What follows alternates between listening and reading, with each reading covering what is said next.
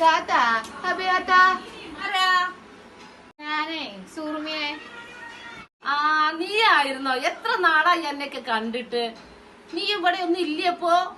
ഓ ഞാൻ ഇവിടൊക്കെ തന്നെ ഉണ്ട്. എന്താ പറയാൻ, വീട്ടിലെ ജോലിയും കാരണങ്ങളും എങ്ങോട്ടും ഇറങ്ങാൻ സമയമില്ല. എന്നിട്ട് എന്താ പറ്റി ഇങ്ങോട്ടൊക്കെ ഇറങ്ങാനേ? ഇച്ചിരി മുളക് പൊടിതാ. മീൻകറിയൊക്കെ നോക്കിയപ്പോ ലേശം പോലും മുളക് പൊടി ഇരിപ്പില്ല. നീ കുറച്ച് മുളക് പൊടി വാങ്ങിക്കുമ്പോ തന്നേക്കാം. ഞാനാ മഴ ആയിട്ട് ജോലിയില്ല. ഒരാഴ്ചയായി ഇക്ക ജോലിക്ക് പോയിട്ട്.